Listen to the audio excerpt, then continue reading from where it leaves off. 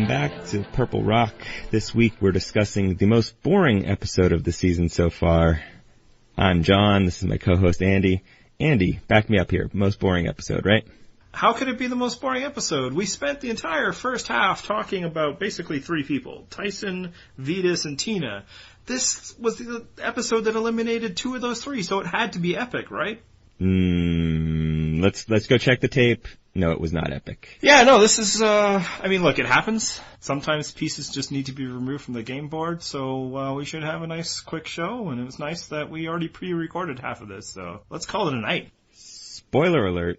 But yeah, the big story of tonight was that it was a double boot episode, and I think some people thought that they just squeezed two together because it was so dull, and sometimes they would do that, but that wasn't really the reason they did that this time.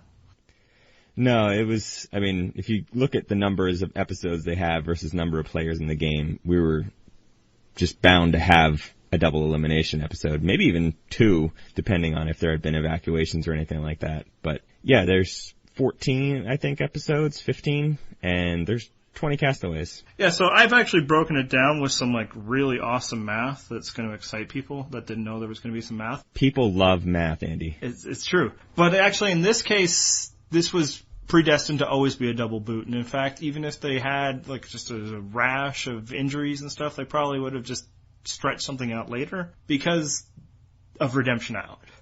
They needed to reload Redemption Island back up with three people, and they didn't want to wait 2 weeks to do it. So it turns out that even in the island itself, that was only 1 day between Aris's elimination and Vetus's elimination. So this was always destined to be a double boot. I'm not sure they would have been able to stretch it out to two, even if these had been interesting eliminations. So we just kind of lucked out that the two votes that were just obvious were packed together and sent on their way. But on that math, so what we were kind of getting at is that, yes, Survivor casts more people than they have episodes in which to eliminate them. And this wasn't always the case. Survivor used to be a 16-person show. It expanded out to 18 at times, but this is 20 people in this, and you typically get that with returnee seasons, but also I think they just started to overcast the show by way of insurance. Yeah, basically, if you've got any quitters or medical evacs in the bunch, you want to get some padding in there so you don't have those episodes where nobody gets voted out, which is a dramatic point of the episode. You want to keep the drama in the show. Yeah, so if you look at, traditionally there's 20 people, 3 people are eliminated, so that means you've got 17 vote outs to divide amongst 14 episodes is what a typical Survivor season is. Now, this season is a little even worse, is that they have 2 people come back from Redemption Island, or at least, it might be the same person twice, but that makes it, so now that there's 19 vote outs. So they made it a little easier on themselves by eliminating 3 people in the first episode. So that gets you 16 and 13 episodes once you take out that first one. They typically eliminate about 2 people in the 2-hour finale, so that brings you to 14, but now we're talking split out amongst 12 episodes. Colton quit, so that gave them a little bit of the buffer, but it still meant that they had 13 people and 12 episodes to do it, so that's why you get a double boot elimination. Oh, thank you for explaining that. You know us Americans are just not very good at math. Well, I would have used my hands and fingers like Brad Culpepper, but too many of them. But yeah, so that's why it was that way, and, thank God, because while if they'd stretched this out, I'm sure they would have done a lot of work to try and make these interesting, but like you and I predicted it last week, and I'm not bragging about this one, I think anybody predicted it last week. After the fallout of Aris going home, the only choices to send people home were Vetus and Tina, and that's how it went. Yeah, the only point of drama even in this episode, the one interesting point, at least for me, was Tina and Tyson after that first vote, because we'd mentioned before, earlier in the season, I think, how Tina had never really had the experience of being on the outside of an alliance. In All-Stars, she was on the outside of an alliance, but she was the first one out, so she didn't have any of those lingering days on the island waiting to be voted out. So she sort of blew a fuse and went off and tried to allege that there wasn't going to be any jury votes for these people. Somehow she came up with the number 5 jury votes lost. Tina's not very good at counting either. She's clearly American as well. And then Tyson basically schools her. Yeah, that was a true highlight. So basically the highlight of the episode was done before the credits had even rolled. But The way he just completely calmly shut her down when she was just building up to a righteous rage was just phenomenal. There's been a few like really great social talking moments that, we've singled out. Obviously, Vitas has had a bunch, and whether, we were overrating them or whatever, they were still there. I was a big fan of what Hayden did with Cad at Redemption Island, but what Tyson did, that night tops them all, because he didn't even have to say that much, and Tina was already kind of like, yeah, you're right. Well, not only that, he got everybody else to jump in and do the rest of his dirty work for him. Like, okay, who had an alliance with Aris? Everybody raises their hands and jumps in. Right over here. Who's got 2 thumbs and had an alliance with Aris? This guy. Yeah. And that was great. And just the way he was like, well, you had already replaced us with Vitas and Katie. And Tina was like, no, we didn't. Yeah. So, that was great. And what was not just great watching it, and Tyson, gave a pretty good interview that he's like, Survivor's broken my heart and now I'm in love again. It's just, this is a different Tyson. It's almost disconcerting. This isn't the Tyson that I know and love. This is a much more calm and rational Tyson. Old Tyson would have he would have done the Sierra move on her. Not this season Sierra, the previous season Sierra when he was on in Tocantins, when he just dug into that girl and practically made her cry for several episodes in a row. Actually, it's funny because we say Tina's never been on this side of it, but Tyson really hasn't had a lot of experience on being on the winning side of votes.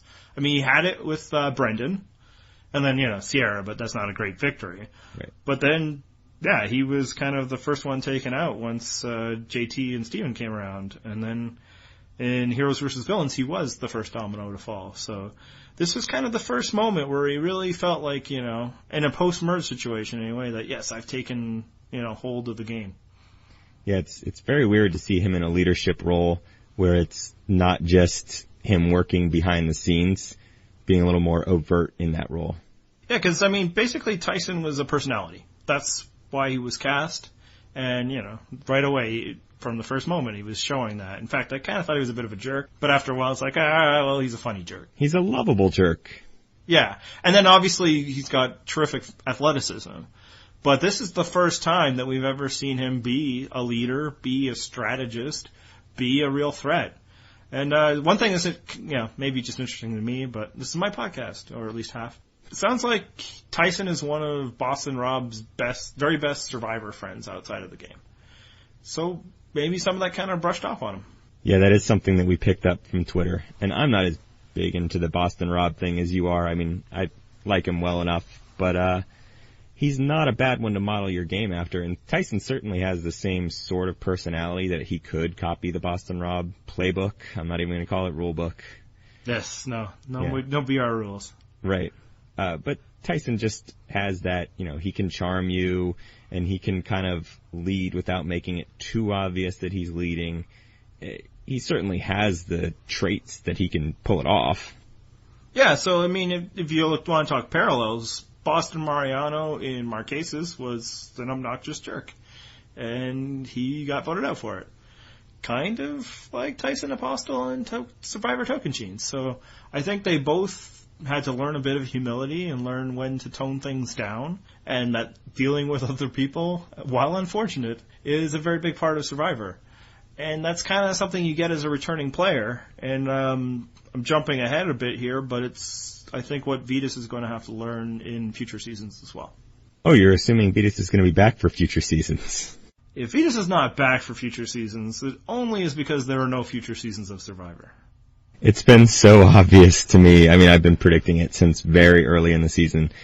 We're getting this Vitas edit because they're bringing him back, and probably very soon. Expect a Vitas versus Malcolm season really, really soon. Well, if you don't bring him back, it's because you've decided to no longer do returning players, and obviously that's never going to happen again. Survivor needs them for advertising purposes only. And it would be a dereliction of duty not to bring back a character this strong. Agreed. All right, so, we basically talked about the only real interesting moment of the episode, but, there was kind of one other big moment that, depending on what kind of fan you are of the show, it might float your boat or not. And that's the gross food challenge. How do you feel about gross food challenges? I don't really care, only because generally my wife asks me to fast forward through them. She's not a big fan of watching them. I like the general concept of them only because it gives someone who wouldn't necessarily have a chance at immunity normally, and yes, I'm talking about Cochran, gives that person a chance to actually get immunity. Yeah, I mean, I don't love or hate them. I mean, I never watched Fear Factor, so it's not like something I'm into, but, there isn't that many challenges that I'm ever all that excited about. This is another fine one. It's another way you have to, power through and fight to win. Challenges like this also show how myopic some people can get. It's like, I'm just going to win every challenge. It's like, oh yeah, you're going to swallow that bug faster than other people. But last night there was just kind of a few interesting things that happening during that challenge that I'm going to talk about because apparently you fast forwarded through them, right? Well, not too quickly. I mostly tell my wife, hey, look that way. But yeah, it was with Jervis, and obviously they were building the story around, Jervis is finally coming back to conquer his fears. They couldn't do it around the swimming one so much, so they did it this one. But it was kind of funny because they broke them off into two groups, and then it was a staged thing. And that first group had Vitas in it, and as soon as Vitas finished, and I believe he was the final person in his group of three, at least the way the edit went, they cut to Jervis, and he's like, ah! And that one made me laugh because it's like, if Vitas hadn't moved on then, you just know that Jervis is just not trying in the next round, right? He's totally going to mail it in. Exactly. Which is great. Maybe, reveals the flaw of why you don't do this in a stage, or at least two people at the same time. So then you get to the next round, and Jervis is, he moves on. Competing against Vitas, Tyson is there. And you kind of see Jervis kind of shoot Tyson a look. And now some people have interpreted this like, he was giving him a look like, come on, Tyson, pick it up. We actually have to do this. But my first read on it, and again, it was just kind of why I thought it was funny, Jervis's expression, is, we could just vote out Tina or Katie. How about we just leave Vitas for this? Yeah, it's not that big a deal to keep Vitas for one more week. Come on. Yeah, but, he fought through it. So basically, I found those two moments funny. Otherwise, people retching, things moving. Apparently, we didn't get to see the whole thing. Vitas actually did move on one more round, and then they had to eat eyeballs. And that was the three people that came to two. Speaking of Jervis, we actually got a voicemail this week, and it happens to be about Jervis, so I will play it now. This is Robot House, just leaving a message. Thought I'd talk about which player I'm most interested in seeing how far they'll actually go this season. Gervais, who after the first episode seemed to not even be able to swim, has kind of turned it around. His alliance with Tyson's seems to work well, where Tyson actually looks like he's in the power position to everyone else, and Gervais has kind of got a good laid-back strategy going. I actually think if I was picking who might actually win it, I would put now money on Gervais, whereas 5 or 6 weeks ago I would never have even thought he would get this far in the game. So yeah, interesting to see what you guys think of his chances of how far he will get in the season. Look forward to listening to the podcast. Thanks, guys. Look at that, a voicemail from down under. Yeah, how weird. What an odd accent. I guess we'll never hear one of those again. No, I mean, this is a strictly North American podcast. So he does make a good point, though, and I actually wanted to discuss this anyway, so I'm kind of glad that we got that voicemail, because I thought this was Jervis's best episode of the season and showed that he's actually a player in this game. He's not just destined to be a GOAT. He clearly has done some research. He's watched some seasons and learned what makes a good player. He's actually putting some thought into his moves. Yeah, no, Jervis is a gamer, at least, interview-wise, and, maybe he's not getting out there in front doing that, but, that's a perfectly legitimate strategy. I've been impressed. I've been impressed by the things you've said. You and I had some fun at his expense in the first episode of this, but yeah, he was the right guy to bring back. He has demonstrated a very good understanding of the game. And kind of getting to Robot House's point, I'd love to see him go all the way. If he keeps doing this, give me more Jervis. Give me wise old sage Jervis. It was definitely unexpected. I did think probably one of his best moments of the episode and probably of the season was just basically laying it out how Monica is just unpredictable, and unpredictable is the worst thing you can possibly be when you're in an alliance with someone. just because she threw a vote when they had a plan to where to put the votes, and she didn't follow it. So what's to say that later on in the season she's going to be a reliable vote? And Gervais correctly identified that in his confessional and said, listen, this is not someone I can stick around with, so I can't imagine she's long for this show. And often being unpredictable is worse than being in opposition. Sometimes you need to cut out those wild cards even before you need to cut out somebody that's actively working against you, because that other person you can at least anticipate. You know what their deal is. You could probably isolate them. But a wild card can just muck up your plans. Yeah, we're going to have to do some historical segment on that at some point. The all-time wild card players. Yeah, well, maybe Monica will get added to that list, but I kind of don't think so. Yeah, I don't think she makes the cut. Brief historical aside, Gervais's turnaround from, real-world Gervais in season 1 to, now breaking down strategy, and even points that you think would have bothered Tyson more because it was his neck on the line, and, of course, screwing up a split vote was, a signature Tyson move. Is this the most stunning returning player change that you've ever seen? Or? Ooh. That's yet another topic that would be a great segment for a historical discussion somewhere along the line. And maybe we'll put a pin on that for now and just wait and see. But I think he's in the discussion. I think he would crack the discussion. I'd have to go back and look at some previous returnees. I will say that Coach's third time was remarkably different from me. He was still bizarre, but he did play the game much better. And we'll save that one for later. Like I said, I like that one as a future topic. Yeah, so yeah, I'd be happy to see Gervais. Obviously, I think we're both on Team Tyson to various degrees. You're the captain of the team, and, I am steering the Tyson ship. Yeah, and I'm just along for the ride a bit. Like, I'd love to, the way he's playing now, go for it. But, selfishly, obviously, the player I'm most interested in seeing go all the way is Ciara. Oh, yeah, that's right. She's in this game, right? Yeah, she's in this game, and she's in it to win it. To piss off everybody who's enjoying the show so far. It's like, this is an abomination of a season because she won. Yeah, she's not going to win. Probably not, no. But she could. And I'm saying that it is a possibility. Unlike Monica, who we've seen a few people talk in episodes leading up, Kat, and a little bit even Colton, and then Tyson about, kind of her being annoying. And I wasn't giving it too much credence. I gave it a little bit more to Tyson because obviously if, the feature player is saying it, that's something. When Kat was saying it, I was almost thinking it was just Kat's problem. But after tonight, no, Monica's way annoying, isn't she? Yeah, see, I actually would have used different rationale. If Tyson's saying you're annoying, that's not that big of a deal. I kind of feel like Tyson is annoyed by 80% of humanity. And Kat saying you're annoying, I'm not even entirely sure that Kat would necessarily grasp what annoying means, even after several reads of the dictionary definition. Colton saying you're annoying, again. It's almost a validation of your character, really. Yeah, if anything, that's a point in your favor if Colton dislikes you. So I don't know that I would have been taking those opinions at face value, but after seeing this episode, I can see how, at least to the editors or the producers and editors who are the ones who determine what we see, she was kind of annoying. Yeah, so she wins immunity and then is still incredibly paranoid and won't stop talking about it.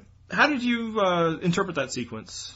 Yeah, this was something that stuck out to me in this episode because as I was watching, they show her laying down and saying, I'm worried that everyone's scheming to vote me out. But I don't know if it was the edit or if she's just insane and or not very aware of what immunity means, because she had immunity at that point.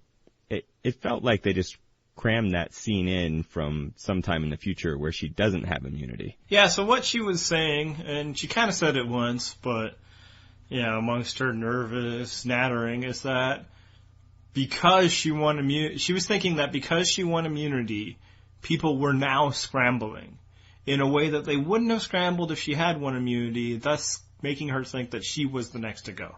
Which makes slightly more sense. I mean, it's still crazy, but it does make more sense. And here's the thing, if that was true, then, stop talking about it and do something. Get people to like you instead of harping on it. But no, who was scrambling, Monica? The people who were about to be voted out were scrambling. And I don't know, maybe she just wasn't clued into what, the guys were doing in the, Chase Tina sequence, but No, I mean, it was garden variety scrambling, and nobody was talking about you. Until you started doing the crazy stuff you did this episode, in which case, yeah, everyone's talking about you. Right. Once you start making yourself the paranoid wacko who can't be trusted, then people are going to start talking about you. Yeah, so I think what she did was quite possibly move herself up in the boot order. I think last week I was fairly confident that she could have been final three plans of Tyson and Jervis, and now she could be going home very soon. Yeah, I had the same thought that she was the third wheel in that Tyson and Jervis alliance, and I think that wheel's going to come off before we get to the final three. All right, so we did have a couple people voted out, like we discussed. So instead of breaking down each one, because there really wasn't a lot to talk about, we predicted it last week, I figured we'd give this spot to just give final thoughts on Vytas and Tina. Yeah, we can't give ourselves too much credit for this, because it was fairly obvious that these were the two that were going to be going home. Of course they were the right moves. That's why we predicted it last week. Yeah, I mean, Vytas was absolutely, like, it had to happen. You can't mess around here, because, look, what was the very next challenge? It was, calm, patience, mental stamina, balance. Yeah, you got to figure the yoga guy is going to do well at that. Yeah, and there are players like that if you just think, you know what, let's we'll just wait. Well, I don't want to eat the grubs today. We can take out Vytas next time. That work their way up and have even won the game. I don't think that was going to happen in this scenario because he would have remained a target throughout. But it's happened with Danny Boatwright. It's happened with Chris Daughtry. So Vytas especially, they needed to take care of business. I thought it was a little interesting that Katie was the other choice, but I think I've kind of puzzled that one out as other people talked about on the boards. The fact that she won the very next immunity kind of proves that, maybe she was the bigger threat. Why do you think that Katie was kind of the second choice there? Pretty much the same logic, but I think it was important for them, like you said, to get Vytas out now because Vytas himself knew if I could just stay around for one more vote, there's a chance, and the longer you stick around, the better your chances get that you're going to find a crack. Yeah, don't let players hang around. Like, that's kind of what undid them in Heroes vs. Villains. They figured we could always get rid of Parvati later, so they didn't vote her out the first time, and then her and Russell was able to split the middle, so when you get the chance, strike, and so Vytas was that, and then the next one, I mean, it could have been Katie if she hadn't won, but I think Tina's the right move there. She's not going to help anyone. She's just going to be a bit annoying. And she might have been able to also expose some cracks, especially if you factor in what Vytas was talking about in the final Tribal Council was the potential female alliance. Right, and I think Tyson was clued into that one as well. I think Tyson's actually analyzing this pretty well. The one thing I do worry about, and we're kind of going to get into some predictions and stuff here, Tyson's going to have to sniff out which sort of alliances could make him end up in the minority and then avoid those. Basically, you could have the family members aligning. Mm-hmm. You could have the women aligning. Mm-hmm. I think those are the two major threats to Tyson at this point. Yeah, I think those are the groups. Basically, there's not many other groups left, but kind of any grouping of people that isn't Tyson is a threat to Tyson because he's the biggest threat. Lucky for him, he's got an idol that nobody knows about. Which he keeps teasing that he's going to reveal. Don't do it, Tyson. Yeah, well, I mean, this episode, I could see why I was talking about it. Because the one way that teams, with low numbers can break a solid alliance is messing up that vote split. Because, as he knows, this is exactly what happened to him. So sometimes it'd be nice just not to do the vote split. But the only way he could really tell people, hey, don't worry about this. I have the idol. But the risk there outweighs the reward. I do wonder if he actually has told a couple people about it, and that's why they didn't split the vote the second time around. Well, I think the second time, for one, it would just been too fractious to the alliance to make the split. It would be showing your hand to Monica and then having her hang around. The other reason is I think you could probably easily just say, well, if Tina had an idol, she would have played it yesterday, and she didn't have time. We followed her. I had, he and his little merry band did his, following around, even though he didn't have to. It's a fun little piece of misdirection. Maybe not quite on the level of, Coach taking everybody out to find the idol you already had, but it was right up there. I actually enjoyed, just kind of a playful sense, all of the Tina and the idol bits. Yeah, it was cute. I like Tina. She's a good survivor. Yeah, and in the end, where, she's out. She knows it. That little bit where she's kind of looking in her bag and then, aw shucks, that was fun. That was cute. Good for her. That's a total Tina move. That's why people love her, and that's why she got the $1 million the first time she played. So what's next? So we had the merge, and we found which way the game broke. Then we had a couple of fodders, victims of being on the wrong side. But now we have to decide how the game is going to go from here. So the easy move would just be to stay the course, one more vote, and vote out Katie, right? Right, and I think that's actually going to end up being the move.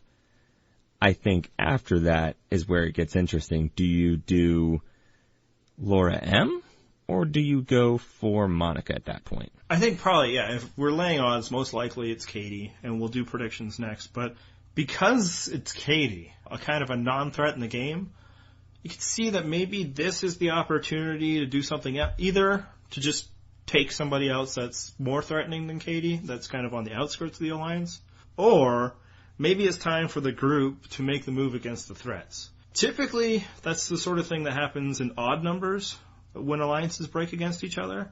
But if you're on that other side, Katie is probably a better asset to you than Monica is. Agreed, but I don't think that the people on the outside, A, know they're on the outside, and B, would have enough numbers even with adding Katie to take out Tyson or Jervis or anybody else in that main alliance. So that's kind of the next thing. Like, when's the threat going to happen against Tyson? And they have numbers because every one of them isn't Tyson, right? I mean, there's 8 people and 7 people aren't Tyson. Okay, so if we want Jervis's True Blue to the end, that's 6 on 2. Like, I don't think it would be a giant leap. And again, maybe these people aren't going to do it. The edit suggests that they might not, but that's the move. Those 6 people should be like, all right, it's time to move against Tyson. We got rid of Aris, we got rid of Vitas, you got rid of winner Tina. One of us should win, not one of them. But at the same time, if they feel like they've got a 6-2 advantage over Tyson and Jervis, what's the rush? You're still going to have an advantage when you've only got 3. Mm-hmm. And that's, so take care of business, get rid of Katie, or, to get rid of Monica, maybe Jervis is kind of itching to do it. And if you're Hayden, let's make Hayden the prime mover on the other side. I'm not suggesting he is or anybody will be, but if you're Hayden, you have no relationship with Monica. You have a previous relationship with Katie. As you say, you could wait, but waiting could be dangerous. They don't know it, but it'll be incredibly dangerous. At a certain point, Tyson will just play that idol just because he's run out of opportunities to do so. But even just, he's going to win some individual immunities, don't you think? I would hope so. So is it the time to take out Tyson? And I'm not saying that, you want it to happen or that it will happen, but is it now or do you wait one vote? Logically, it's easier to do it when there's 7. But knowing that he has the idol, which they don't, supposedly, the time to do it would be when he's not expecting it. 'Cause you got to figure he's going to be on guard at 7 and 5, because those would be the times to strike. So if you want to catch him off guard, do it at 8 or 6 left. So that's how the second half could shake up. And that's basically how Tyson, who's looking to get a very good winners at it, possibly not win, is that he becomes the top alpha dog that the other people kind of revolt against. But the other thing that's out there, if you trust the previews, is it looks like Laura M might be finding herself higher on the boot list than you would expect. What did you make of that? Yes, Sierra was in the preview. And I remembered, Sierra's on this show.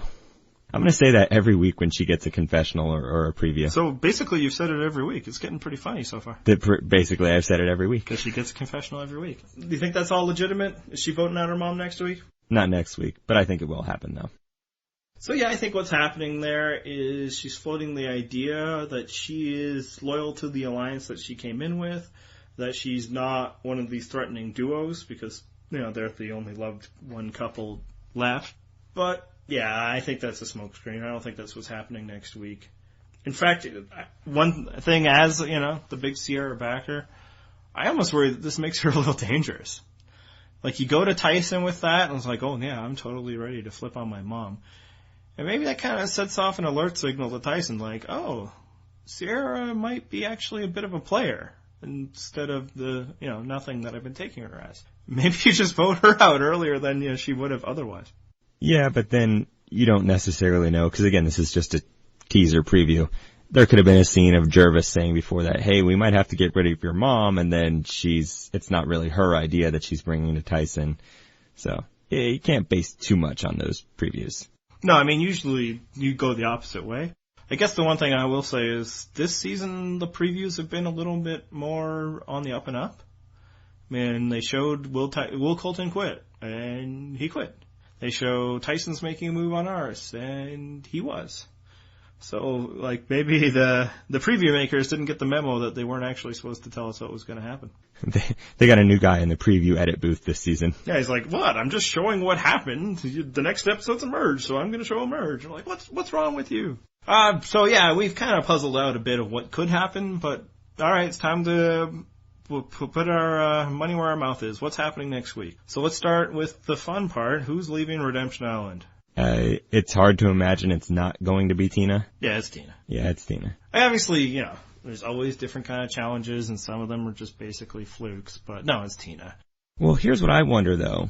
Because previously, we'd gotten idle clues out of those challenges. Do you think there's still idle clues that they'd be giving out?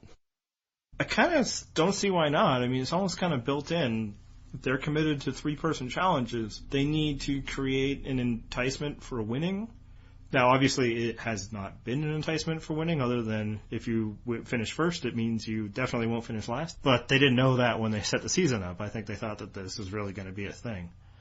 I guess the flip side argument, though, is in a pre-merge situation, you're more likely to have somebody you'd want to give an idle clue to. That's what I was going to get to, is if you got voted out with, 7 left, what if it was 6 against you? You don't want to give any of those people an idle clue. Except in this new world where getting an idle clue is a affront to you as a person. So yeah, who knows? But what should they do? What would happen if a Buskowski's brother gets an idle clue? What should he do with it? Who does he have to give it to? Oof. I guess in theory you give it to Katie. Yeah, I think that's the play for any 3 of them. At this point, give it to Katie. It's the lifeline that they were ignoring forever is the one they need now. So. Yeah, that's the thing is, and that kind of goes into the whole Tina immunity idol search last night. They know you're searching for it. Just search for it. Who cares if they see that you find it? Which in this case, she obviously couldn't have. But again, the same thing. We know the target's going to be on Katie's back. Just take the idle clue and go look for it. Yeah, and just dig faster than they did, Right. Who cares? Take the clue. Use it. The time for subterfuge is over. It's about finding idols now. Right. The knife is this close. So we talked about the stuff that we don't really care about. Who do we think's getting voted out? And then, so what we'll do from here on out is pick our top choice, and then second choice if that person wins immunity. Well, the obvious one here is Katie, like we said earlier. I think as a backup, I think they would actually go on Monica now. The only thing that makes me think they wouldn't go after Monica is that there's not a ton of returning players left, and I think that's one of the things that Tyson and Dervis are going to be wary of having happen. If they don't want to get 3 returning players left in the game against a whole bunch of family members, because at some point, those family members might start colluding and you're gone. Yeah, and I almost wonder if there's been kind of a quid pro quo going on here, is that we'll do one of ours and then you do one of yours. So Aris was the first target, and then the next one was Vitas or Katie. Then it was Tina, so the next one is going to be a loved one. It could be a way that, the uneasy balance between Tyson and Jervis and, Caleb and Hayden. Not that it's much of a balance from our perspective. And if you're Tyson, Katie is actually dangerous to you. If you're Hayden, Sierra, or Caleb, she's a potential asset. But I think, they'll just probably vote out Katie. That's the number 1 choice. And I think the backup, it's tempting to say Monica, but I think that all she did there, I think it'll blow over, and people will realize that Monica's somebody you want to stay in the game. So I think Laura M is actually the backup. I think maybe there is something to what we're seeing. See, and I do wonder if they did have that thought of, wait, we don't want to get rid of a returning player. We want to take out one of the family members. Hey, guess who my first target would be among the family members? If Katie is off the board. My target would be Hayden. Oh, really? See, I would go Sierra. Sierra's not winning anything. It doesn't matter that she's not winning anything. She's got her mom in there with her. I would break up that duo. See, I think Laura M isn't a returning player at this point for I mean, for the purposes of alliance building and connections, I think Laura M. is more potentially dangerous to Jervis and Tyson is the other guy than a potential asset. So I don't think there's anything saved there. I'm not even sure Jervis and Tyson really ever had much of a relationship with her. And honestly, this is just wild speculation because let's be honest, it's Katie going home next week. Okay, so we're going to switch gears here and welcome to the show a guest. I'll just say right up front now that we're recording this interview a week ahead. So if we're talking about a bunch of people that yesterday's episode tells us no longer matters, that's why. Continuing our tradition, we're bringing somebody in from the AV Club message boards where John and I met. She goes by the name of Something Quirky, which you will not be shocked to learn is not her actual name. So welcome to the show, Michelle. Welcome, Michelle. Thank you. Thanks for having me. You guys might have picked up on something here. She does have what sounds like, I think that's a Canadian accent. Andy, help me out. It's similar. We both, at one point anyway, had the Queen on our money. I'm not sure if they still do. Yep, we do. But no, one of our big motivations is we wanted to show how international this podcast was by welcoming one of our Australian friends to the show. Aw. One of two. I think there's 3. Is there? I don't know. We're so big time in Australia. They love us in Australia. Take that, Survivor Oz. But yeah, we want to talk about the same thing we always want to talk about is why do you watch Survivor, Michelle? What do you like about it? I have the lamest story for starting watching it ever. Obviously I knew it existed and I saw bits and pieces, but I started watching when the brother of one of my favourite musicians was a contestant. Was it Billy Garcia? No, Survivor Micronesia, Jason Siska, his brother's Adam Siska, who used to be in the band The Academy and is now in the band Say Anything. Huh. I didn't know that. But, I honestly don't really know much about Jason other than he has struggles with the ability of discerning sticks from idols. I can't even use the most famous quote from that season because this is a G-rated podcast, Andy. That's right. And when you were saying that, when you were talking about he was a friend of a person in a band, all I could really think about was Charlie's band from Lost. And now, of course, I realized that they weren't Australian. Were they not? No, English. Which, I know, you're American. We're all the same to you. We get it. Everybody with an accent, it all sounds the same to me. Well, it's kind of fair confusing the British with the Australians, but no, we're our own country. Yeah, different hemisphere and everything. So, Micronesia is when you started watching Survivor? Yeah. I'd seen like episodes from previous ones, but it wasn't until Micronesia that I started watching the whole thing. So does that mean you haven't seen Survivor Australia? I have not seen Survivor Australia. So Tina Wesson is not a national hero in your country? Surprisingly not. That's not how national heroism works? Somebody was on a show with the title of your country in the name? Not really, no. We do like our reality show winners, but no. Survivor didn't involve singing. That's true, and you don't have Simon Cowell on Survivor Australia, I'm assuming. He's starting to get it. Britain, Australia, different places. I'm at least getting closer accent-wise. So, obviously, John and I are huge Survivor dorks, because we're doing this currently as we speak. How would you rate your fandom? Are you kind of like a casual fan, or you watch every week and think about it? Well, I comment regularly on a TV review website, so... One of us. It does make you a little nerdier than the average, I would say. That certainly adds to it. I suppose I wouldn't be as much of a fan if there wasn't that aspect to it. That's right. You wouldn't be dedicating parts of your Saturday to talk to us. So, and we're definitely happy that you're doing that, even though it still just blows our mind that it's sunlight where you are right now. Exactly. I got up in the morning for you. Yeah, and meanwhile, I'm staying up past my bedtime for this. Aw. So, how do you think the season's going so far, Michelle? I think it's going better than I expected it to. One thing we didn't cover, have you seen every season since Micronesia? Were you hooked after Micronesia and you just kept watching since then? Basically, yeah, I've seen every episode since the first one of Micronesia. But once you see Jason, you pretty much could never turn the show off, right? I know, if only more contestants were like him. Oh. I know, you must have been so disappointed when they finally brought somebody back and it was freaking Eric. I know, right? My favourite from Fans vs. Favourites. Although to you, that show could have just been called Fans versus Fans. It really wouldn't have mattered. I still knew I knew who some of them were. Right, so obviously you'd heard of, Kim and Eliza. No, I'm just kidding. I'm just picking out the least famous people that were on that season. Was Kim on that season? No, that wasn't Kim.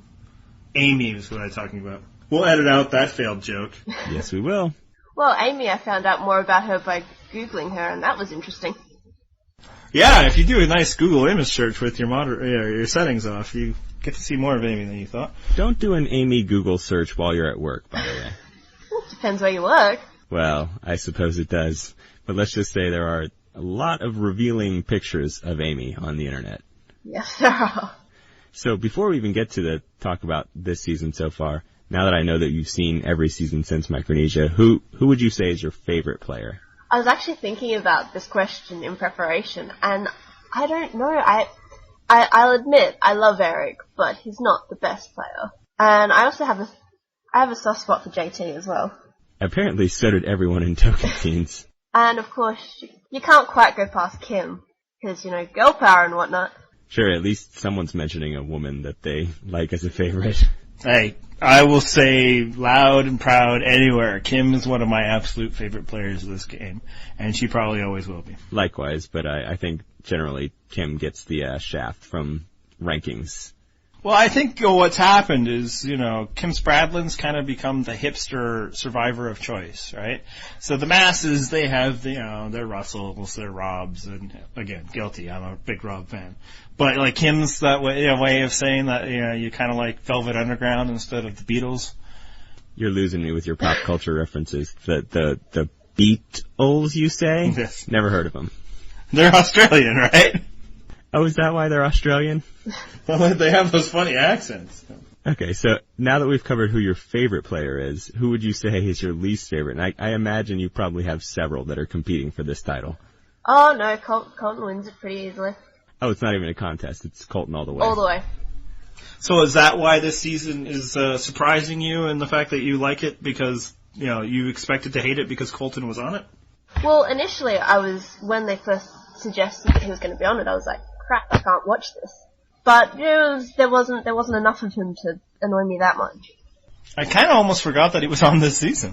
Yeah, he had his episode or two, and then that was that. So it wasn't like they were devoting, it wasn't like a Philip and Brad and Hurt scenario where he was the main story. Yeah, can you imagine if Colton was this season's Philip? So now that we know that Colton's your least favorite, what's your opinion on Caleb then? I like him. I don't like Colton, and I feel it's a bit weird to be like, Caleb's such a great guy, what does he see in him? Which, yes, I think that, but, each to their own. Caleb's playing he's playing a good game. He's not making moves unless he has to, and they were the right moves to make. Yeah, and I think I've been one of the people who have said, what does Caleb see in Colton? But, I shouldn't be throwing stones, because I've made some poor dating decisions in my life, too. Yes, but they have moved beyond dating. And one thing is, I'm willing to accept that Colton, the person, is different than Colton, the, reality show personality. I know. You're not willing to go that far. There's at least a slim chance. The door is open that it could happen. There's a very small chance. But I like how Caleb deals with him. He just kind of ignores him. Not ignores him, but just lets him do his thing and doesn't take part. I mean, it would be good if he was like, no, shut up, you're a bad person. But that wouldn't be a very good relationship. Actually, ignoring is the way to go. That is how all solid relationship foundations are built. Especially when he quit, he kind of treated him not like a child, but there was a very parent-child-like relationship there. Nothing sexier than that. I know, it sounds so creepy. I don't need to talk any more about that relationship. So anyway, that actually does lead into your feelings about this season, since both of those people we're discussing are on this season. What do you think about this season so far? And again, for those of you who aren't aware, we've only seen up to the merge episode at this point when we're recording this. Okay, as I said before, it's not as bad as, when you hear the Blood vs. Water and the Redemption Island and the twist and the other twist, it sounded a lot more complex and frustrating than it's actually been. Yeah, and I think the lesson there is The show can do all the twists and themes and everything that they want to do. But as long as they've got a good cast, it'll be alright. Like, a good casting can overcome everything else, and bad casting cannot overcome anything. No, that's absolutely true. I mean, at least there's no one now that Colton's gone. There's no one that you need to really hate. I mean, there was Culpepper, but he had the entertainment value. He wasn't just... Yeah, I think that's fair. Like, there's nobody on the show that I dislike right now, and I think that might be true for John other than his completely irrational hatred of Sierra. My hatred of Sierra is really just fueled by trolling you. That's really, I have nothing against her. She seems harmless. Yeah, I was actually thinking today that Sierra's kind of been a gift to us because we agree far too often on far too many things. So at least it lets us mix it up a bit every once in a while. And also it'll be a nice thing for me to hold over you when she triumphantly wins. If she beats Tyson, I may give up on this show forever. Oh no. You hear that, Michelle? You might need to be my podcast partner. Can we get that in writing somewhere? Someone's making a move on my spot already. That's right. Every Saturday now, you're booked up. I feel like Sierra deserves more credit. Hey, preach it. Okay, well, since Andy always makes the case, and I never see it, you make the case for Sierra. What am I missing? Look at the other people that have played this game that have kind of filled her casting stereotype, if you'd like. That you compare her to them, and she blows most of them out of the water just because she has a social game, she has strategy, she doesn't over-strategize, but she's not stupid. I mean, challenge prowess, yeah, that's not great. But she's suave enough about the game to get through. And here's where I deliver the knockout punch. Do you want to know her most recent comp there, John? Tell me. Laura from last season, who I believe you had on your fantasy team and you were pulling for. Am I correct in that assumption?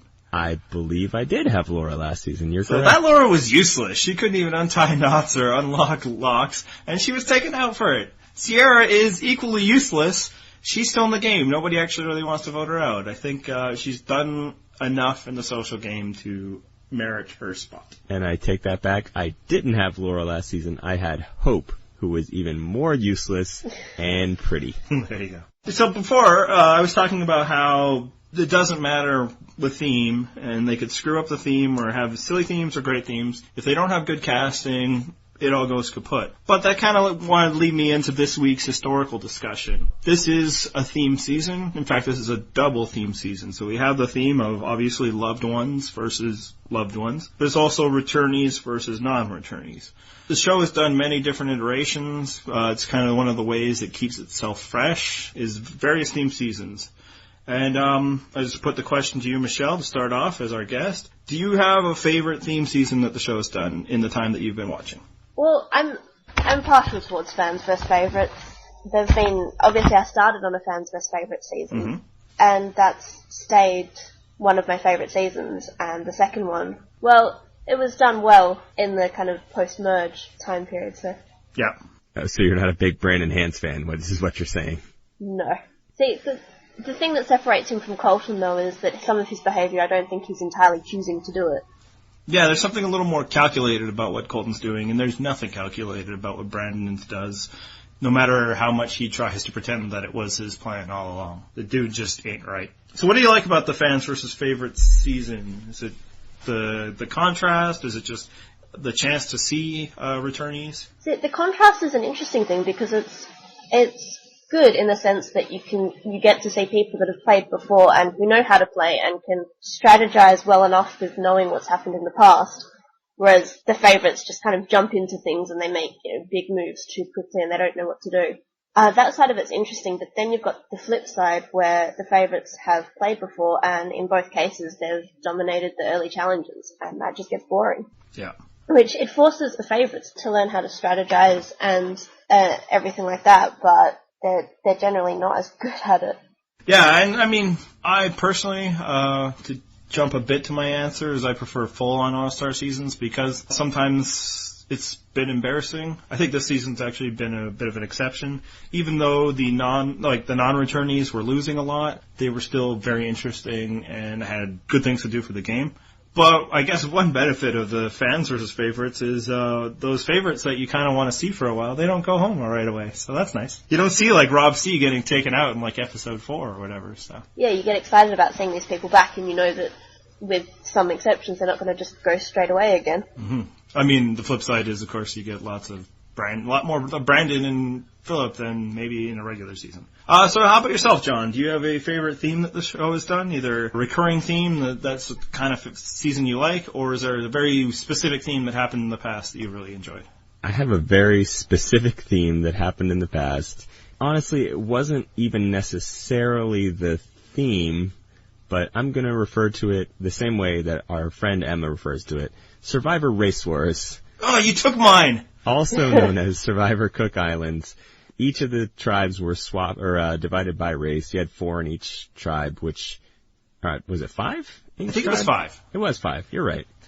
So it was 5 in each tribe, and I remember the season so fondly, partly because of the casting. It wasn't so much the gimmick that made it work so well, but it was a really well-cast season, which, I mean, you just look at the people they brought back from that show, which is a whole lot of white people and Aussies. Yeah, seriously, dude, it's like you're reading my mind. This is the second podcast in a row that you've taken my idea for the exact same reasons. I thought I was going to be all slick by saying I like the one that everybody thinks was a disaster when they set up Race Wars. Because even when they announced it, you kind of slap your head like, this is what you're going to market around?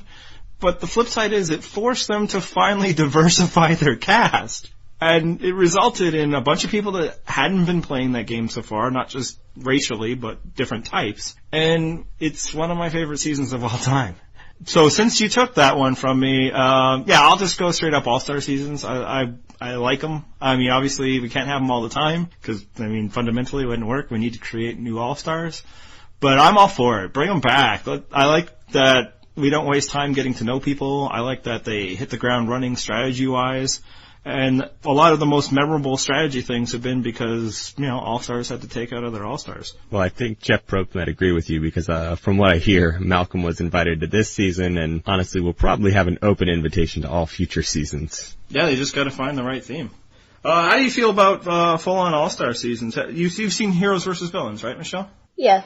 I like them for the reasons that you've said, where they can just hit the ground running and they know what they're doing. We know more about them, so we can judge, whether have they changed? Are they the same? Are they becoming better players, or have they just no idea how to play this game? Yeah, and usually there's a nice mix. Sometimes the best all-star players were people who are you couldn't really understand why they brought them back. Like Rob Mariano was right at the merge voted out. Amber was, just kind of a pretty girl who I think did the cover of Stuff magazine. Parvati was the foxy boxer, but they come back and they're pretty awesome. And then the flip side is some of them come back with these swelled heads and look very, very stupid. Coach the second time, or a lot of the heroes, wow, they did not cover themselves in glory. James was insufferable. Rupert wasn't the same. Yeah, the hero side is not disappointing, but especially considering how the villains just dominated the first part of the series. Well, that was why Jeff Probst lost his man crush on Colby, because Colby couldn't rally that heroes tribe. Come on, Donaldson, pick it up! Pour out a little liquor for the Probst/Donaldson relationshipers. Yeah, and then I guess another contender, just briefly, is in terms of recurring themes, is Man vs. Women seasons. Again, it just kind of allows for greater diversity, in that women are actually allowed to do the things that they often socially can't in a mixed tribe. So I don't mind seeing that every once in a while. I like it because I find that women alliances, when they stick together, there seems to be more of them that are more effective than kind of your bro-alliances. Mm-hmm. God, I'm sorry I used that word. Than your all-male alliances. I'm not being women rock and, playing that card just because I'm female, but when you have the ability for women to easily get together and form an alliance, it usually works quite well. There's been some examples, but I think there's some counterexamples to that one too. There are definitely counterexamples to that. It just seems like all-women alliances that can get strong are more effective for longer periods of time than the equivalent all-male alliances. Yeah, I can really only think of one all-male alliance that stayed strong, and it was from a season that I didn't even watch. So Africa? Was Africa? Did Lex, Ethan, and Tom? Yeah. But even then, they had a fourth. Yeah, their fourth was a woman. So the flip side of this question is, what's the worst theme season they've ever done? Because there's been some bad ones. John, you go first. Oh, I was going to yield the floor to Michelle and let her go first. Come on. And you let your guests go first. We are such gentlemen. He can go first, I'm not sure. Okay. Well, I'll give you some time to think about it then while I give you my answer. I never saw the Medallion of Power gimmick or the haves and have-nots gimmick seasons.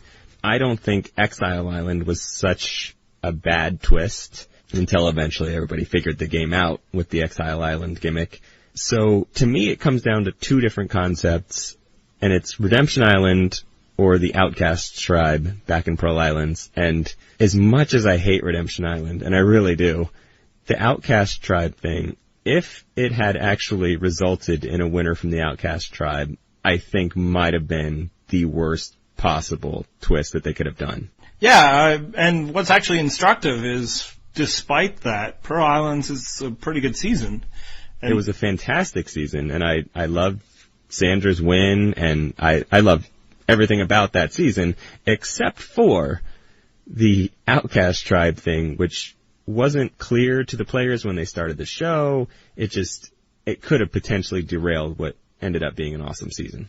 Yeah, and now here we are talking about something that Michelle has no idea about, other than maybe having heard about it. Yeah, I mean, I think that one usually is pointed to as the worst decision the show has ever made. I would say no, because the season overcame it.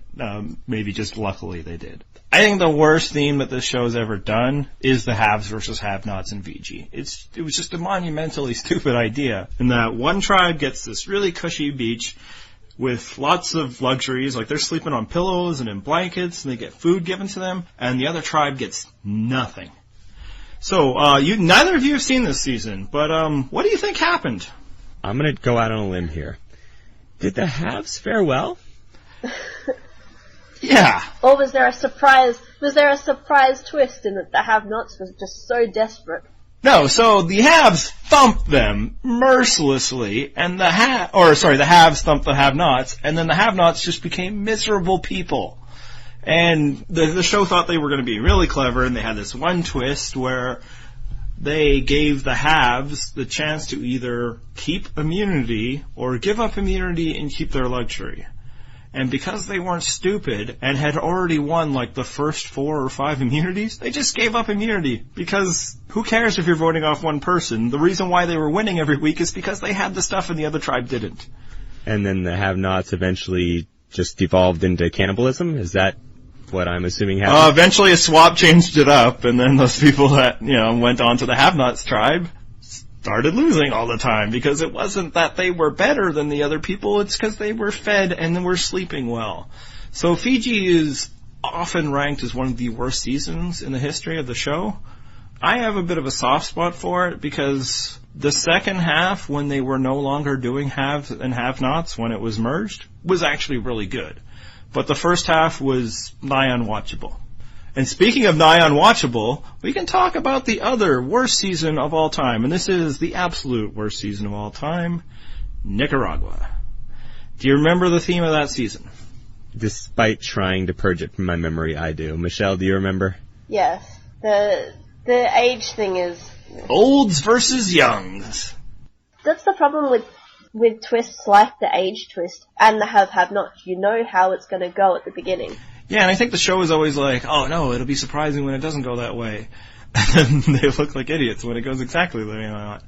And what's even worse for something with old versus young is not only did it go predictably in that the young tribe dominated early, but they had to neuter the show in order to try and balance it out. Like, a lot of the challenges were things that, young fit people didn't necessarily have an advantage for. So not only did it go exactly how you'd think it would go, it was not even interesting because the challenges were weaker. Yeah, Nicaragua just is by far the worst season. I don't even know that it was a gimmick entirely. It didn't help. It certainly did not help. Do you have any other examples, or did we pretty much nail it? Well, Michelle, we left the easiest one set up on a tee for you. You're just setting me up to say Redemption Island, aren't you? You know what? This isn't fair. I think John just set you up there, and we haven't even asked. How are you feeling about Redemption Island? You're allowed to think differently than us. I think the awfulness of Redemption Island post-merge makes pre-merge Redemption Island seem not acceptable, but I'm almost like, okay, I'll take pre-merge Redemption Island if you just get rid of it at the merge. I feel like that would be a fair compromise. It's like, yes, you can keep your favorite characters for a little bit longer as a safety net. But come on, anybody voted out post-merge? We've seen enough. Let them go. I like how our justification for this is basically, okay, fine, you can keep punching me, just not in the face. Just not in the face. It's cool. We're just battered at this point, and we've entered the bargaining phase. We realize not only is it not going anywhere this season, but clearly they're going to bring it back. So it's like, okay, you can do it a little bit, but just a little bit.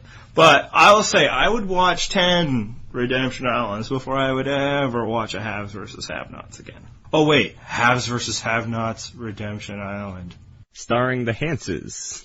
Yes, the Hance family versus non-Hanses.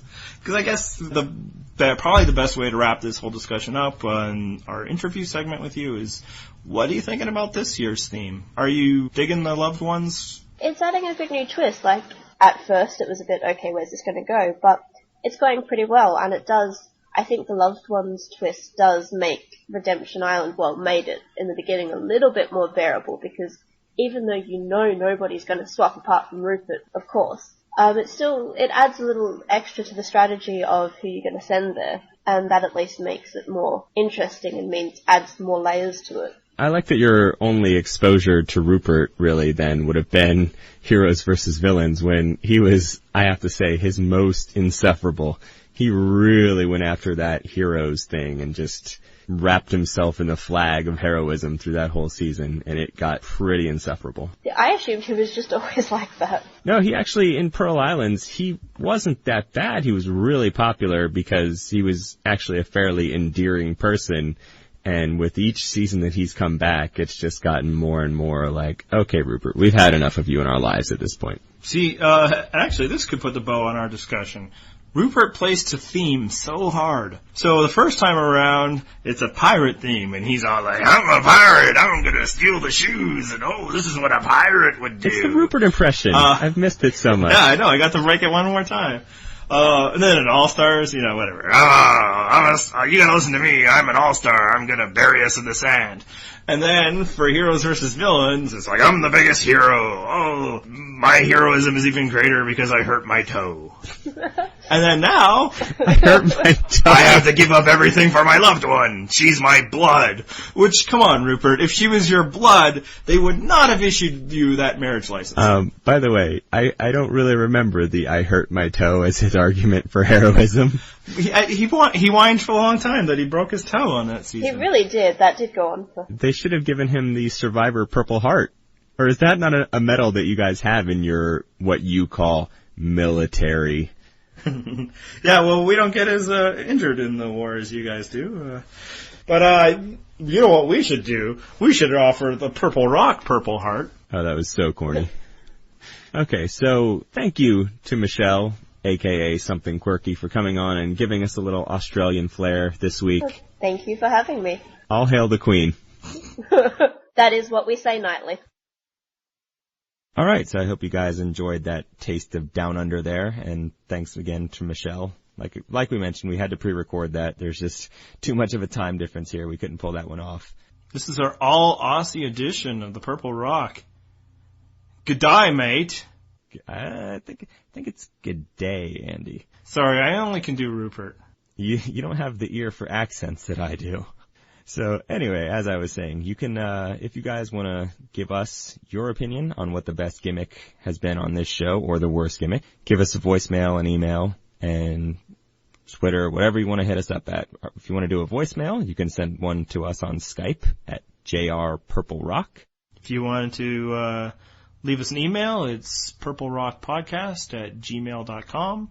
Our Twitter handle is purplerockpod.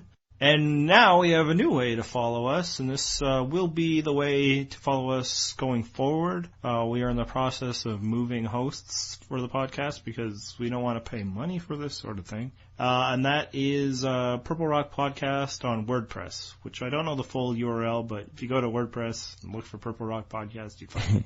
It is purplerockpodcast.wordpress.com. I should have known that. It's pretty basic. But it's so long. Really is. So many characters. So many. So yeah, we're working out on how to get that switched over to iTunes. There was a bit of a hiccup this week when we shut down prematurely and then discovered that we have very little control over iTunes and they're very hard to control. But we'll get that done at the end of the month, and we appreciate you continuing to listen to us. Yeah, all apologies for those of you that got some message from our podcast begging you for money. That wasn't us. That's an automatic thing happens. Who would ever pay for podcasts? I mean, come on. I wouldn't know. But yeah, thank you again for listening. Let's hope next week is far more exciting from a Survivor standpoint. But I think with this episode, we've proven that we can make this exciting no matter what, even if we have to reach the ends of the earth to do so. I was going to point out that, it may have been a boring episode, but it was certainly not a boring podcast, Andy. Never. So until next week, I remain the Canadian of the podcast. And I'm down under in America. And we'll look forward to you listening to us again.